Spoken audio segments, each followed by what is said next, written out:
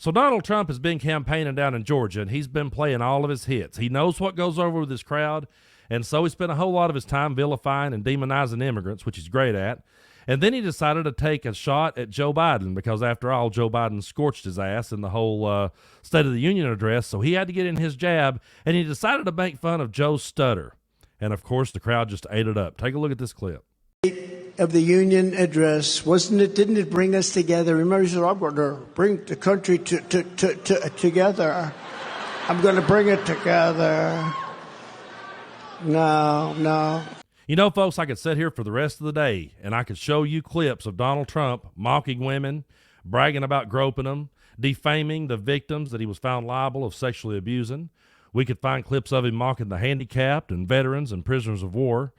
But rather than focus on his lack of character, I wanted to show you this clip from Joe Biden where he is seen comforting a young boy who has a stutter himself. Check it out. Son Braden. Hey, Braden, how are you, man? We're here because he stutters, and we wanted to hear you speak. Oh, man, come on. Hey, I tell you what, don't let it define you. You are smart as hell. You really are. You can do that. Can I get a phone number for you, and I can tell you what I used to do and how I would do it? Can you take his phone? Because there's about 25 stutterers I continue to work with. And I can tell you the things that help me. I know, by the way, the hardest thing is talking on the telephone. So I don't expect you to be able to. But when I stuttered, I used to talk like this. And it took a lot of practice, but I promise you you can do it. I promise you. And don't let it define you. You're handsome, you're smart, you're a good guy. I really mean it. Don't let it define you. And you know, when I say I know about bullies, you know about bullies. The kids who make fun, it's going to change, honey. I promise you. You know, when you compare the character of President Joe Biden with the character of Donald Trump, it's not even close as to who the decent human being is. Joe Biden, whether you agree with everything he says or not, is a decent human being and went out of his way to make a kid with a stutter feel better. And Donald Trump does nothing but yell and run this country down. But I stumbled across this clip of Joe Biden talking about how that him and Donald Trump had a completely different set of morals and values, and he's spot on here. Roll the clip. Trump and I have a very different value set, if it isn't obvious already. Mine is based on core values that have defined America.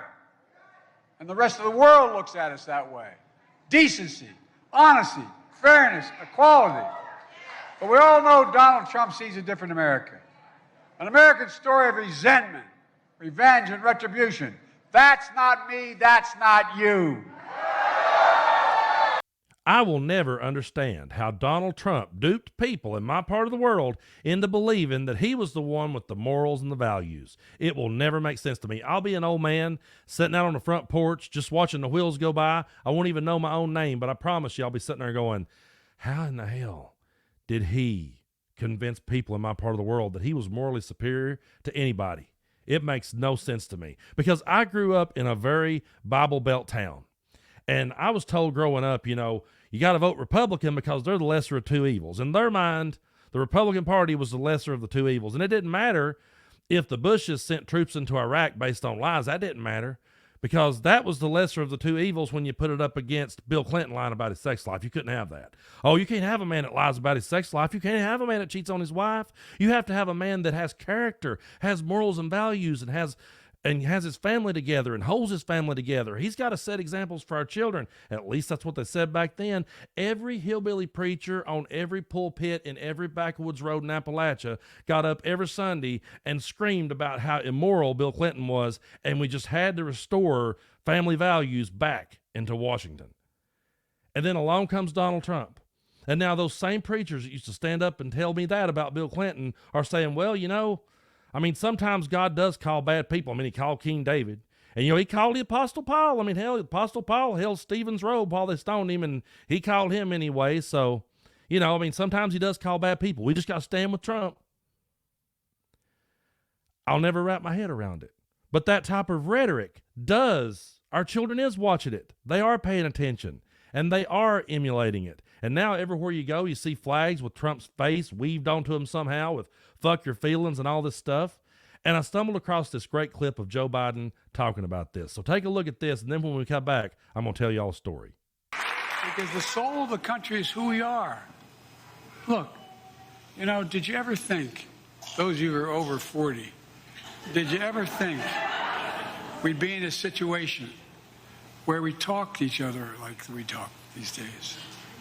Why you see things that we see that no matter how tense things were, and they were really tough in other parts of our history, where you ride down the street and there's a Trump banner with a FU on it and a 6-year-old kid putting up his middle finger. Did you ever say, no, I'm serious. Did you ever think you'd hear people talk the way they do? Look, it demeans who we are. That's not that's not America. Those of us who want to pull America back at the past and those who want to move it into the future. My lifetime has taught me to embrace the future. I mean it sincerely, freedom, democracy, a future based on the core values that have defined America: honesty, decency, fairness, equality, just treating people just fairly. No, I really mean it. We don't always live up, but that's the American creed. And the sad part about it to me is that the President of the United States actually had to stand up and say that out loud. But when I saw that clip of President Biden, I was reminded of something that I saw back in 2015. It was the moment when I realized that Trump was going to catch on with people in my part of the world. It was around the time that the church shooting happened down in South Carolina and they took the Confederate flag down. A lot of protests sprung up around the country. And in this town where I was playing a show on the other side of town, they was having this Confederate flag protest, and every good old boy in the world brought their Confederate flags and marched up and down the street with them. And at a separate event on the other side of town, I was playing a show and I was opening up for, and get this lineup if you know anything about Southern music, Jimmy Van Zant, Blackfoot, and Molly Hatchet. So guess what happened when the protest ended on the other side of town? They all just came over to our show. And so all of a sudden, I'm up there playing the sea of Confederate flags. And in between sets, this DJ gets up and he starts talking to the crowd. And he starts saying, you know, I kind of like this Donald Trump running for president thing. How about you? And everybody yelled. And I remember standing on the side of that stage with this sick feeling in my gut going, damn it, he's going to catch on. He's going to catch on with this type of hate mongering. He is going to catch on with this shit. But I really didn't realize that the Christians and the churches would give him a pass for it. I really didn't see that coming. That's the part that I didn't see. I thought, okay, they won't be hypocrites about it. Okay, they actually do have morals and values. They'll say to me, yeah, we can't have Donald Trump, like we said about Bill Clinton. You know, Bill Clinton lied about his sex life, and Donald Trump has cheated on every wife he's ever had. I mean, just the fact that Donald Trump has been married more than once would have doomed him 20 years ago. But I remember that moment.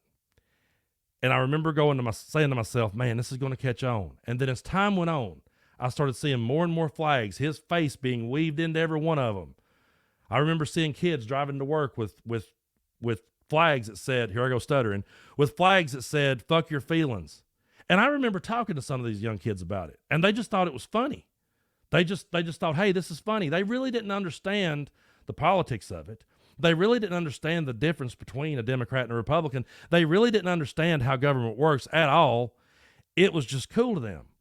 So Donald Trump is leading by example, if you want to call it leading. He's setting examples. I'll say that. I don't want to give him credit for being a leader, but he's setting examples for young people growing up. And the very people that used to argue with me and say to me that we couldn't have Bill Clinton have just swallowed Donald Trump hook, line, and sinker, and they're okay with it. And nothing he does is a deal breaker for these people. He can stand up and he can mock a man's stutter, and they will sit there and laugh and clap, and they will find a way to demonize Joe Biden for comforting a kid with a stutter. And there is no world where that makes sense.